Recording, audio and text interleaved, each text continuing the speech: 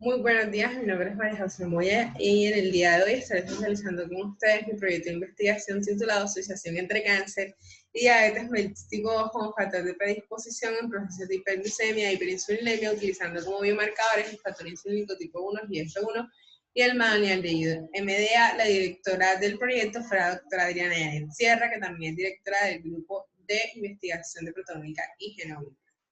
Bueno, a lo largo de los años, la epidemiología nos ha señalado que el cáncer y la diabetes tienen una relación, pero no se conoce a ciencia cierta el origen ni los detalles de tal asociación, debido a que no hay investigaciones a profundidad, pero se sabe que puede ser a causa del desequilibrio metabólico. En este proyecto nos estaremos enfocando como dos puntos principales, la hiperglucemia y la hiperinsulinemia, para explicar esta relación.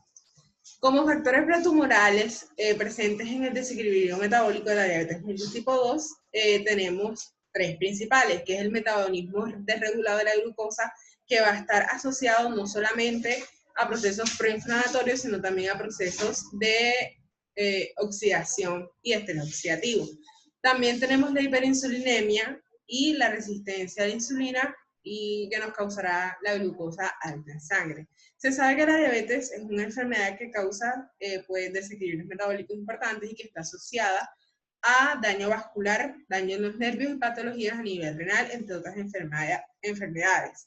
Mecanismos más destacados por la Asociación para el Cáncer.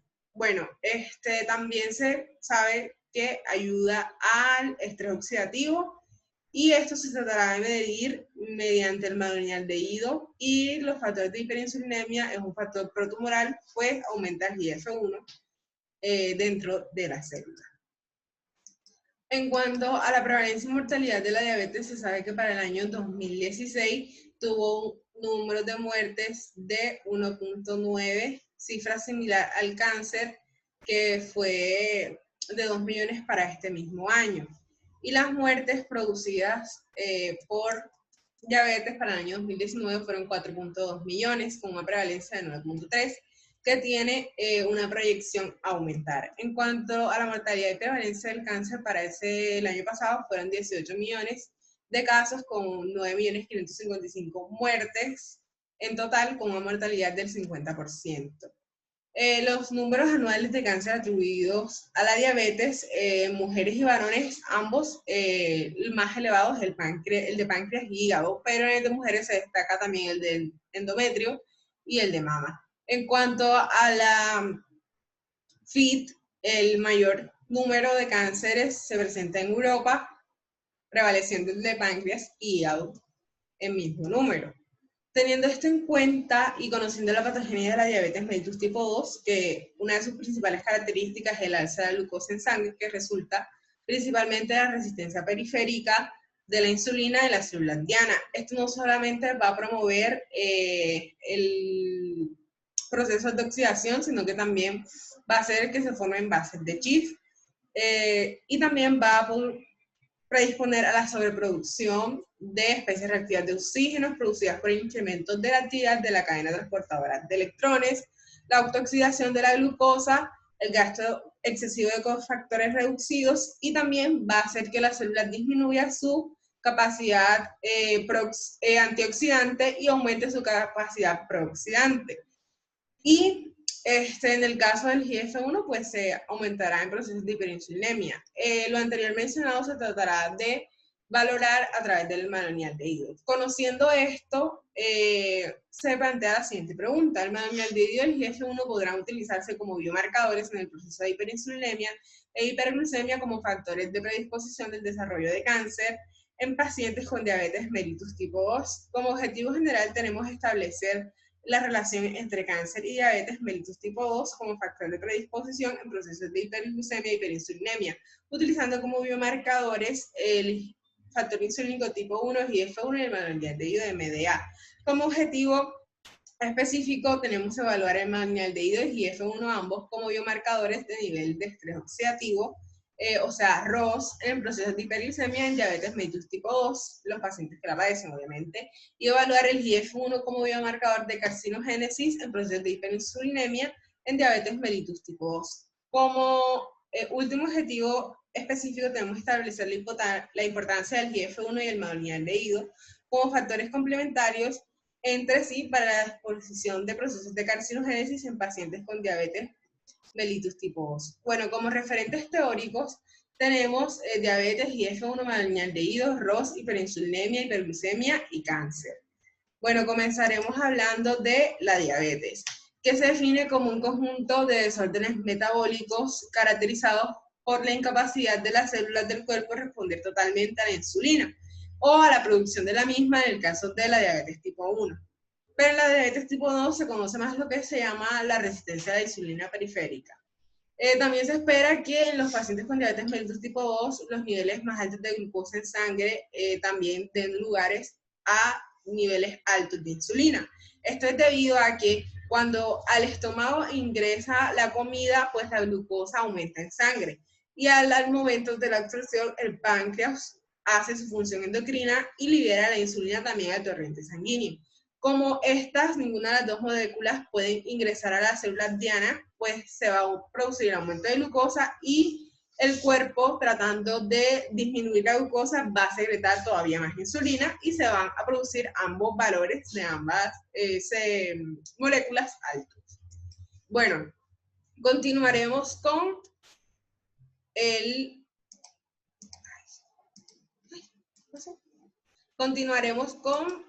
el concepto de cáncer. El cáncer es las neoplasias malignas que crecen sin control y podrían tener capacidad de diseminación. Como características principales, estas neoplasias serán autosuficientes en las señales, tendrán ausencia de respuesta de las señales inibitorias de crecimiento, evasión a la muerte celular, potencial de replicación ilimitado, desarrollo de angiogenia, o sea, de nuevos vasos sanguíneos, desarrollo de la capacidad de invadir localmente y a distancia, propagación de las vías metabólicas, capacidad de escapar del sistema inmunitario, entre otras. Continuaremos definiendo el GF1, factor insulínico tipo 1, o la somatomedina C, que es una hormona polipéptida que se compone de 60 restos de aminoácidos y que es secretada en múltiples tejidos por efecto de la hormona del crecimiento, o sea que es controlada principalmente por la hipófisis, pero la función principal de esta no es solamente por la hormona de crecimiento, sino que también tendrá una vía insulinodependiente. La secreción más importante se da a nivel hepático. En el caso de las especies reactivas de oxígeno, se puede definir como un radical libre de cualquier especie química, ya sea anatómica o molecular, capaz de existir independientemente que contenga uno o más electrones desapareados. Los más comunes son el oxígeno O2, el superperóxido anión, el hidróxido radical, entre otras especies reactivas de oxígeno. En cuanto a la metodología, fue un estudio descriptivo, se hizo una revisión bibliográfica, se incluyeron artículos relacionados con el tema central con hasta 10 años de antigüedad y se incluyeron otras patologías distintas y que tuvieran mayor de 10 años de antigüedad. Se usó la plataforma PubMed, el Ciber, Fingerlink y Google Académico. Bueno, en cuanto a la diabetes y el GF1, se sabe que el GF1, también conocido como somatomedina C, no solamente es liderado por la activación de la hipófisis y es subsiguiente al estímulo de la GH, sino que también el metabolismo del GF1 está muy ligado a la insulina, de manera de que esta estimula la producción del factor a consecuencia de un aumento de la dieta. O sea, un aumento de glucosa en sangre. Los efectos de la insulina sobre el metabolismo son de corta duración, mientras que la de la activación del GF1 da lugar a efectos de largo plazo.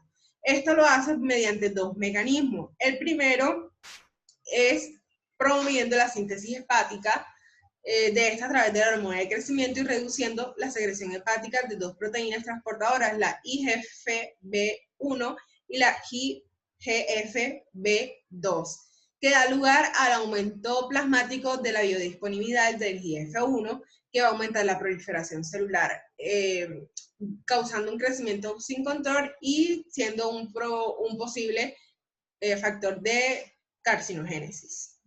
Entendiendo esto, pasamos a la diabetes mellitus tipo 2 y los ROS. La formación de especies reactivas de oxígeno es inherente al metabolismo aerobio, por medio del cual se obtiene la energía de las diferentes moléculas, que se oxidan para dar energía. El metabolismo de Aeros son productos de una reducción parcial del oxígeno. Los electrones son donados anómalamente por reacciones oxidorreductoras que reducen parcialmente por error el oxígeno.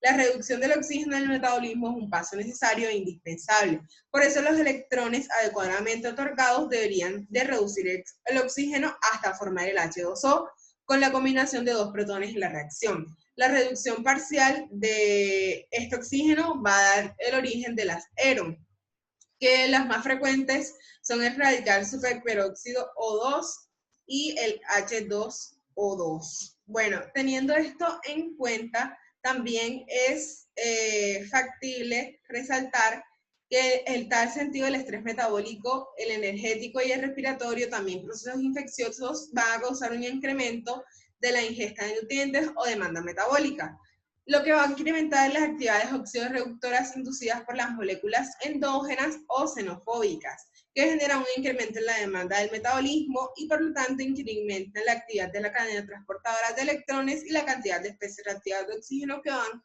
a causar como resultado un daño oxidativo. Bueno, teniendo esto en cuenta, pasaremos ya a los resultados parciales.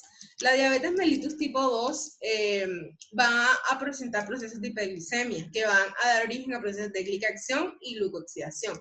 En su primera etapa, esta va a formar, o se va a formar a través de un grupo aldehído del azúcar más un grupo amino de la proteína. Estos van a dar como resultado las bases de Schiff, que por reordenamiento molecular van a producir lo que se conoce como compuestos de Amadori.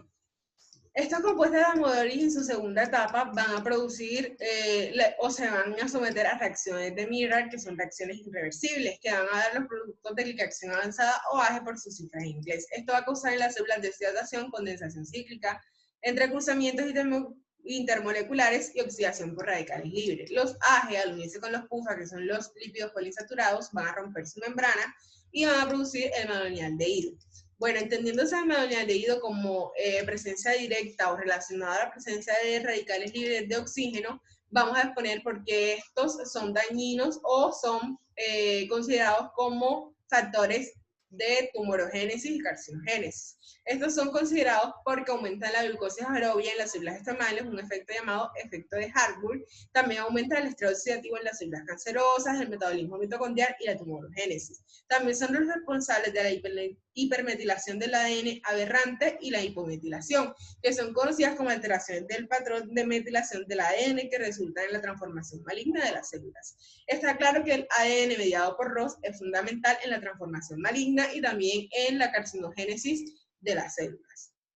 Bueno, ahora exponemos este mapa que explica la metilación del ADN por ROS.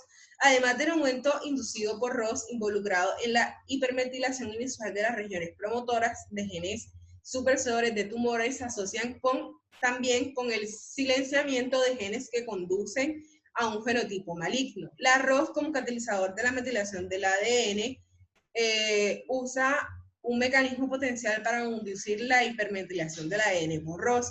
En condiciones normales se considera que los DNMT tienen un papel fundamental en la conversión de la citosina a la 5-metilcitosina, transfiriendo un metilo del SAN al nucleótido, incluyendo la fijación de una cisteína cargada. Entonces, negativa del carbono, junto al átomo metilar. La función de los DMTs también puede ser contenido o anulado por un superperóxido átomo ametilar. La función de los DNMTs también puede ser silenciado. Una molécula de superperóxido podría reaccionar con el átomo C5 directamente y inhibirlo. Entonces el átomo C5 podría proporcionarle un núcleo filocopiedades porque está cargada negativamente. Entonces, de esta manera se podrían desarrollar los procesos de hipermetilación regional o la hipometilación global. Bueno, teniendo esto en cuenta, también estaremos hablando de la cascada del GF1. Que el GF1 al entrar en contacto con el IRS1 va a activar la vía del PI3K, va a fosforilar la AKT y esta a su vez al mTOR, lo que se va a traducir como un aumento de transcripción y una vía de crecimiento acelerado de las células. Bueno, también se podemos hablar que la IGF-1 también tiene una vía de inhibición de apoptosis, que también utiliza al fosforilarse con el PI3K, al unirse con su receptor en la célula diana.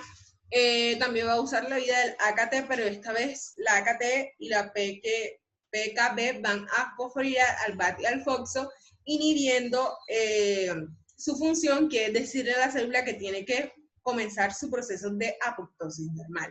Entonces, al inhibir la apoptosis, estas células estarían dejando de morir programadamente y tendrían una especie de inmortalidad, por decirlo así. En conclusión, y teniendo en cuenta anteriormente y sabiendo que estas células no solamente se van a oxidar, sino que van a crecer rápidamente y también van a inhibir su control de apoptosis, se ha concluido que de acuerdo a la bibliografía estudiada anteriormente se puede decir que ambos biomarcadores, el IGF-1 y el MDA, podrían ser significativos para la determinación del nivel de predisposición que presenta un paciente con diabetes mellitus tipo 2 en procesos de carcinogénesis. El madonialdehído y el GF1 como factores complementarios en el desarrollo de la carcinogénesis se expresan en procesos simultáneos de la hiperglucemia y la hiperinsulinemia, factores netamente de los pacientes que padecen diabetes mellitus tipo 2. Como recomendaciones tenemos realizar la toma de muestras de plasma para determinar la concentración in vivo de ambos biomarcadores propuestos en un corte de pacientes con diabetes y otro en pacientes con cáncer. Describir las vías metabólicas específicas para cada tipo de cáncer con más predisposición, como lo son según las estadísticas presentadas anteriormente, endometrio, hígado, páncreas y mama en el caso de las mujeres. Muchas gracias por su atención. Esta es la bibliografía. Mi nombre es María José Moya y chao.